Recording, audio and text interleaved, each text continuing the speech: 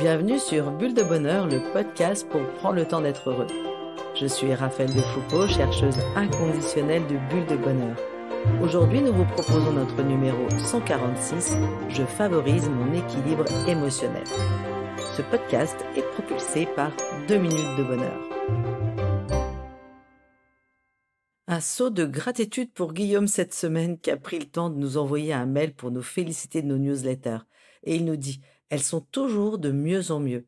Il y a toujours plus d'infos et de propositions intéressantes. C'est génial et j'adore prendre 5 minutes pour les lire en entier quand elles arrivent. » Alors faites comme Guillaume, abonnez-vous à notre newsletter La Pétillante pour recevoir toutes nos infos positives. Le lien est sur notre site 2minutesdebonheur.com. Oh là là, mais qu'est-ce que ça me chicote! Je suis parfois perdue quand ma fille fond en larmes car son amie ne veut plus jouer avec elle. Inquiète de voir mon ado s'énerver pour rien. Surprise des réactions de mon chum qui aborde des sujets douloureux avec pragmatisme. Et interpellée par mes réactions face à ce torrent d'émotions qui m'assaillent et dont je ne sais pas quoi faire. Et là, ça me chicote. J'aimerais tellement avoir une grille de lecture pour me comprendre et comprendre mon entourage. Est-ce possible de comprendre ce qui se passe en nous et pouvons-nous apprendre à vivre avec toutes ces émotions sans être trop noués?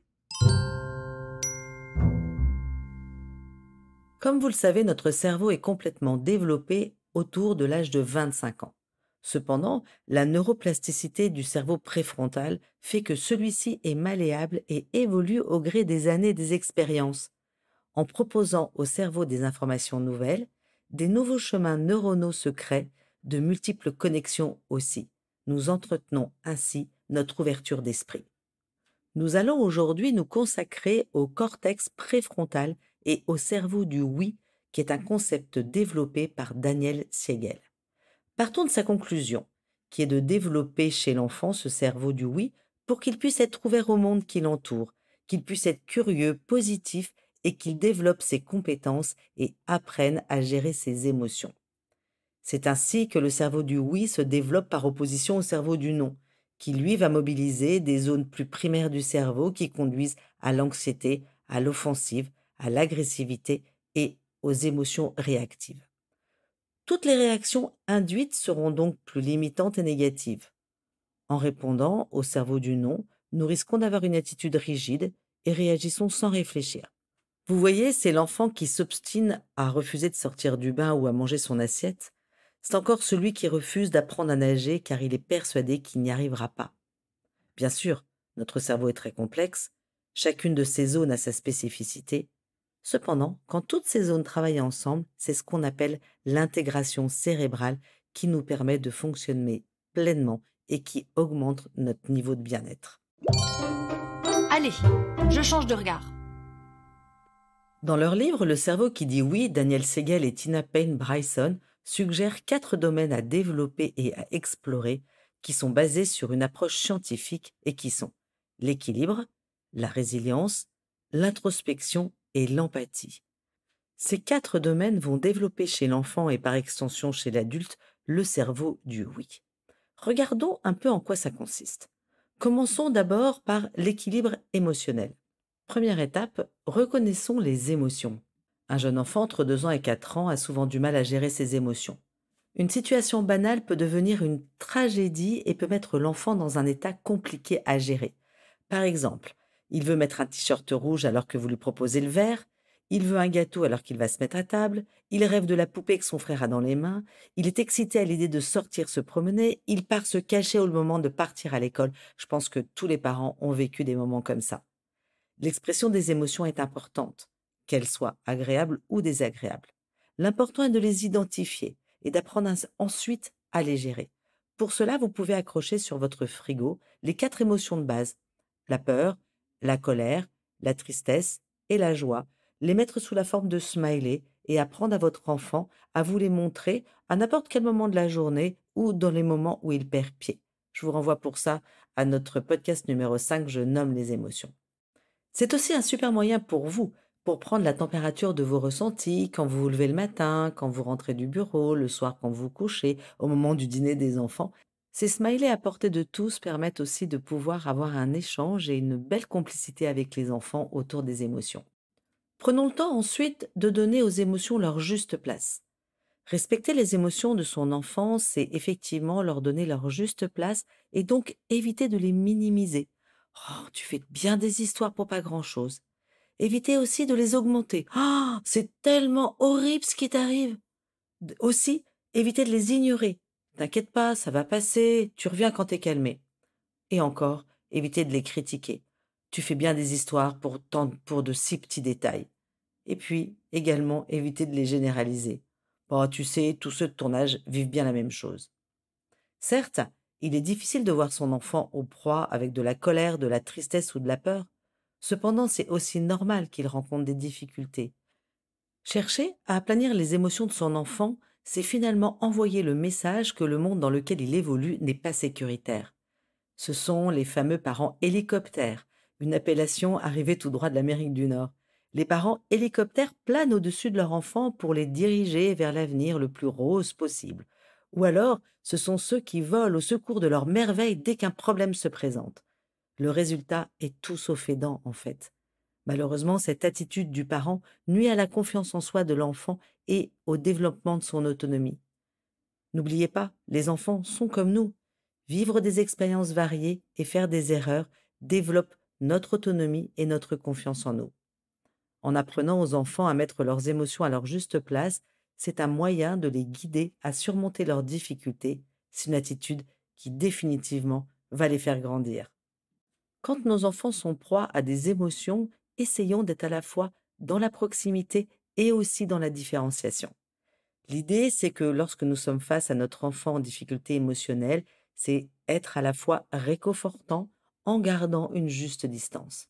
Évidemment, plus facile à dire qu'à faire quand son enfant est désespéré par la perte de son doudou, par son ado qui a sa meilleure copine qui lui a tourné le dos, par son jeune qui pleure sa petite amie qu'il a larguée par texto.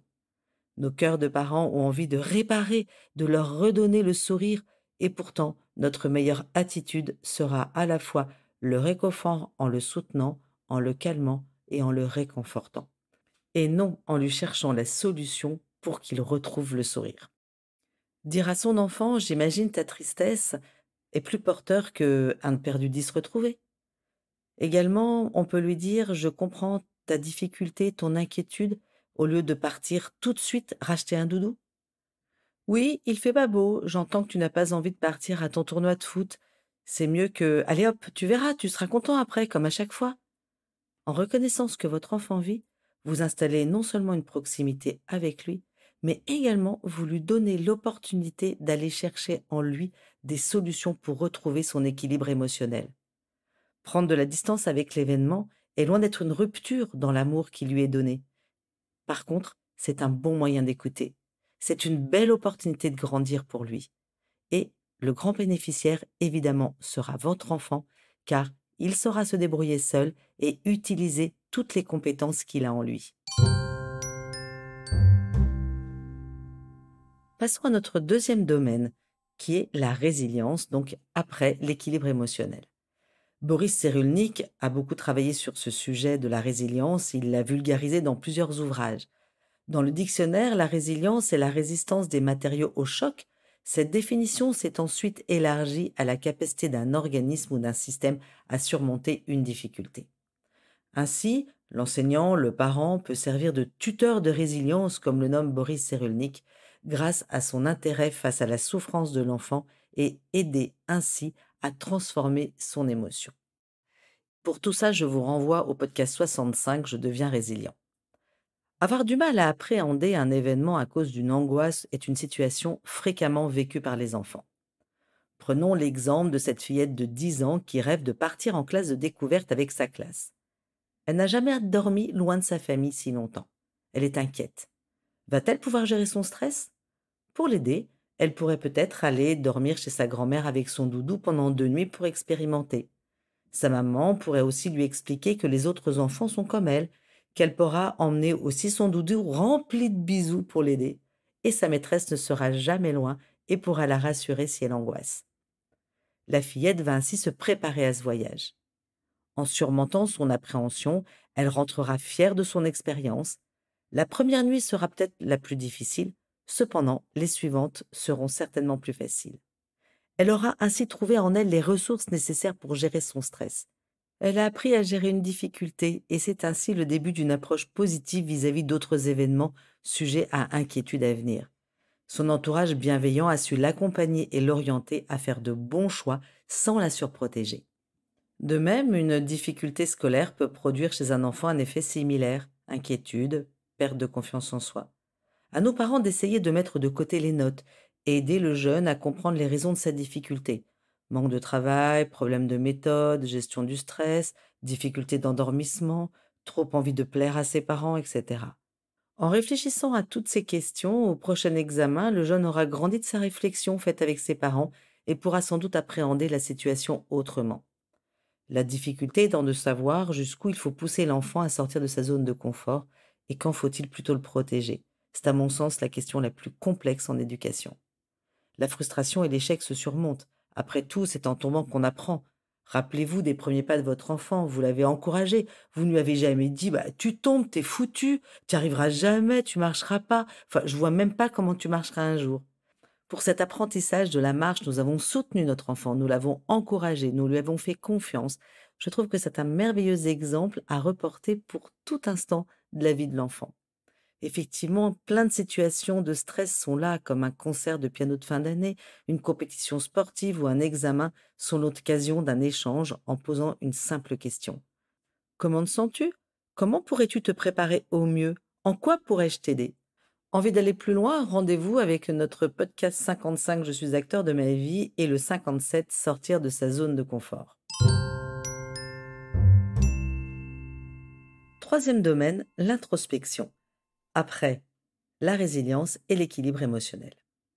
Un synonyme d'introspection pourrait être connais-toi toi-même ou regarde à l'intérieur de toi. Pour aider à cette introspection, vous pouvez vous demander ou demander à l'enfant comment est ta colère, de quelle couleur est-elle, quelle est sa forme, où est-elle dans ton corps. Vous pouvez même la dessiner ou lui proposer de la dessiner. Et vous, qu'est-ce qui vous calme quand vous êtes en colère?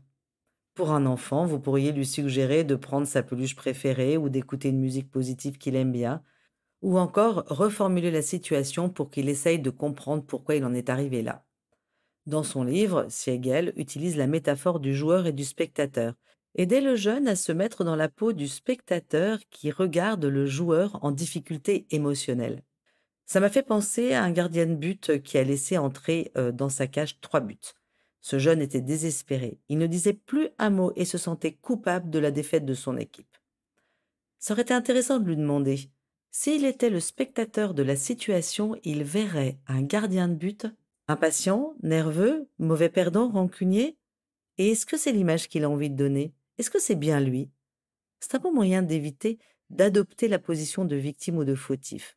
En évitant de se questionner, le risque est qu'au prochain match, ce jeune soit tendu et de ce fait, il sera moins vigilant et agile. Le risque d'encaisser des buts sera de ce fait beaucoup plus important. Prenons l'exemple d'une présentation ratée, d'un contrat mal négocié, d'une relation avec un boss compliqué ou d'une relation amoureuse douloureuse. Sans introspection, je peux soit rendre l'autre responsable, me sentir coupable, ne plus jamais m'exposer ou tout simplement mettre cette difficulté sous le tapis. Le risque est que lorsque la situation se présentera de nouveau, l'expérience douloureuse risque de revenir au galop, le stress de vous assaillir et comme vous le savez, il n'est jamais bon conseiller. Prenons encore un exemple, le cas d'une jeune maman qui récupère ses enfants à la sortie de l'école. Les enfants se disputent pour des bêtises. Le ton monte dans la voiture, elle s'énerve, elle est très en colère et se laisse déborder, elle crie. Ensuite, elle s'en veut, elle se sent coupable. Idéalement, cette maman pourrait, avant de récupérer ses enfants à l'école, faire le point avec elle-même. La journée a-t-elle été difficile au travail? Elle a peut-être mal dormi? Il pleut? Elle a besoin de calme? Un autre point de vue, de leur côté, que s'est-il passé dans la journée des enfants? Pourquoi cette agressivité entre eux? L'un d'eux a peut-être eu une mauvaise note à l'école, une dispute avec son meilleur ami, une réflexion d'un professeur qui l'a vexé. Quoi qu'il arrive, les enfants comme la mère se sont laissés emporter par leurs émotions. Alors, quand la tension monte dans un groupe, prendre un petit temps d'arrêt a vraiment son importance. On peut aussi faire un peu de cohérence cardiaque ou encore piocher une carte de 2 minutes en famille, ou alors écouter le podcast 140 Je suis émotionnellement intelligent. Effectivement, prendre le temps de se questionner sur son état émotionnel, c'est s'offrir aussi les outils pour mieux vivre avec les autres. Quatrième domaine, l'empathie. Après les émotions, la résilience et l'introspection, nous voilà avec donc l'empathie. C'est le quatrième point important que Daniel Siegel développe. Dans le dictionnaire, vous le savez, c'est la capacité de se mettre à la place de l'autre et de reconnaître ses émotions. On en a largement parlé dans notre podcast numéro 28, J'apprends à écouter. Mais ce qui est intéressant, c'est que dans son livre, Siegel parle du diamant de l'empathie. Tout comme diamant, il a de multiples facettes, et celui de Daniel Siegel en comporte 5. Il y a d'abord la prise de perspective, c'est voir le monde avec les yeux de l'autre. Il parle aussi de résonance émotionnelle, c'est apprendre à ressentir les émotions de l'autre. Il développe aussi l'empathie cognitive, c'est comprendre intellectuellement ce que vit l'autre, et l'empathie compatissante, c'est sentir la souffrance et vouloir la soulager. Et puis parlons aussi de la joie de l'empathie, qui est se réjouir du bonheur, des succès et des bonheurs des autres. Mettons également dans l'empathie l'importance de l'altruisme, comme rendre service, faire du bénévolat. Donc c'est par exemple aller aider la voisine seule, aller converser avec elle, et puis ça peut être tondre la pelouse de celui qui a plus de mal à le faire. C'est aller en tant que volontaire servir des repas dans un foyer pour des femmes en situation difficile. Voilà quelques idées pour rester en équilibre émotionnel. Daniel Siegel nous propose une grille de lecture intéressante tant pour nous que pour les enfants. Il parle de 3 zones, une zone bleue, une zone verte et une zone rouge. Quand vous êtes équilibré, que vous vous acceptez sans trop vous émouvoir des aléas du quotidien, vous êtes donc en zone verte. Une zone d'équilibre, de tolérance et de régulation face à des émotions envahissantes. Si vous sortez de votre zone de tolérance, par exemple, vous êtes exaspéré dans les embouteillages, c'est un enfant aussi qui va s'énerver de ne pas réussir à faire ses lacets, ça va être la frustration d'une mauvaise note. Dans tous ces cas, c'est comme un volcan qui explose, une perte de contrôle et hop, vous voilà dans la zone rouge. C'est le moment de prendre une grande respiration et puis de revenir à ce que nous disions tout à l'heure, par exemple avec les smileys pour arriver à bien nommer tout ce qui se passe. Par contre, à d'autres moments, face à des situations ou un événement inattendu, la stratégie de défense sera l'immobilisme ou le repli. Cela, c'est la zone bleue. Comme cette jeune maman qui est paralysée par son nourrisson qu'elle ne comprend pas, c'est le rendez-vous de dentiste qui reste sur la to-do list parce que vous n'aimez pas ça. Pour comprendre les bienfaits d'être en zone verte, je vous propose un petit exercice. Vous pouvez même le faire maintenant. Fermez les yeux et puis observez votre respiration pendant quelques secondes. Ensuite, imaginez que le coin externe de vos sourcils, de vos joues, de vos oreilles, les coins de vos lèvres et les côtés de votre menton essayent d'aller toucher votre nez, comme si ce dernier développait une attraction de gravitation. Restez comme ça quelques instants et observez votre respiration. Que constatez-vous? Comment vous sentez-vous? Maintenant, tentez l'expérience inverse. Imaginez que le coin externe de vos sourcils, vos joues, le côté de votre nez, les coins de vos lèvres et votre menton essayent d'aller toucher vos oreilles. Que remarquez-vous au niveau de votre respiration et dans quel état de sensation êtes-vous? Et hop, je me lance. En bref, si je résume, pour favoriser votre équilibre émotionnel, 1. Encouragez le cerveau du oui, qui est flexible, curieux et ouvert. 2. Quand vous quittez la zone verte, cherchez avant tout à y revenir. 3. Développez équilibre, résilience, empathie et introspection. La petite mousse cette semaine nous est servie par Wally Amos et nous dit « Un état positif t'aide non seulement à imaginer ce que tu veux être, mais t'aide aussi à le devenir. » À vous de jouer, chers auditeurs. 2 minutes pour trouver un rituel qui va vous permettre de nommer vos émotions régulièrement. Avec Bulle de Bonheur, prenez le temps d'être heureux. Merci pour votre écoute. Si vous avez aimé, dites-le nous avec 5 étoiles. Laissez vos commentaires et envoyez des bulles de bonheur à vos amis et partagez ce podcast. Inscrivez-vous à la newsletter en allant sur notre site 2 minutes de bonheur pour être notifié des prochains épisodes. C'est aussi très facile de nous trouver sur les réseaux sociaux, Facebook et Instagram. Il suffit de chercher 2 minutes de bonheur. Bulle de bonheur est propulsée par 2 minutes de bonheur, des outils pour créer du lien et prendre le temps d'être heureux.